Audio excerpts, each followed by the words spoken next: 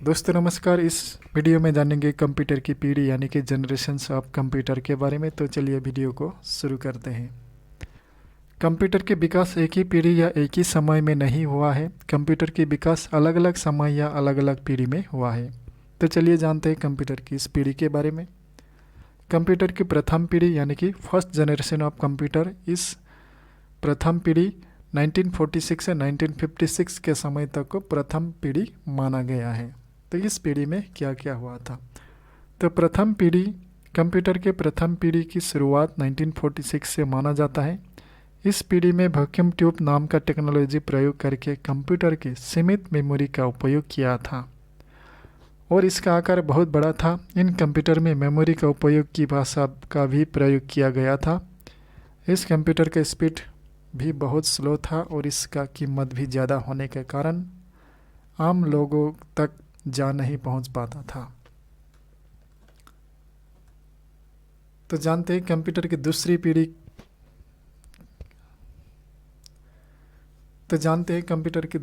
के बारे में। सेकंड जनरेशन ऑफ कंप्यूटर, दूसरी पीढ़ी 1956 से 1964 के समय को दूसरी पीढ़ी माना जाता है। तो इस पीढ़ी में क्या हुआ था एक्चुअली?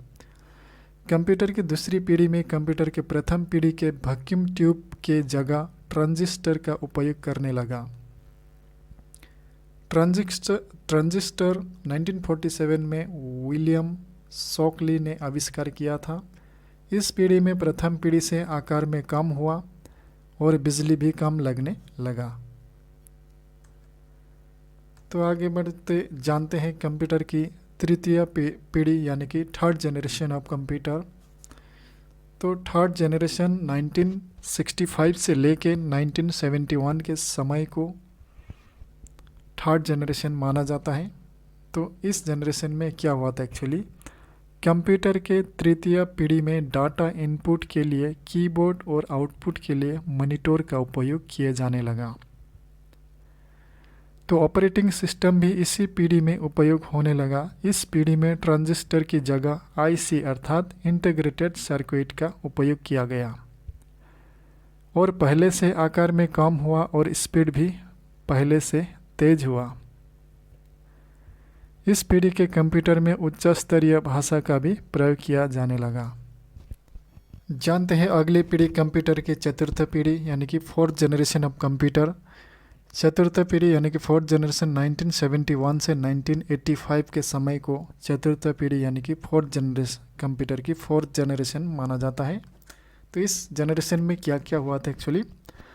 कंप्यूटर की चतुर्थ पीढ़ी माइक्रो प्रोसेसर से हुई है। इस पीढ़ी में आईसी की अधिक विकसित किया गया, इसलिए इसे विशाल एकीकृत यानी कि लार्ज इंटीग्रेटेड सर्किट कहा जाता है। इस पीढ़ी के कंप्यूटर अधिक शक्तिशाली, अति तेज और सस्ते हो गए। इसी पीढ़ी ने पर्सनल कंप्यूटर भी जन्म दिया है। आगे बढ़ते हैं पांचवी पीढ़ी पर।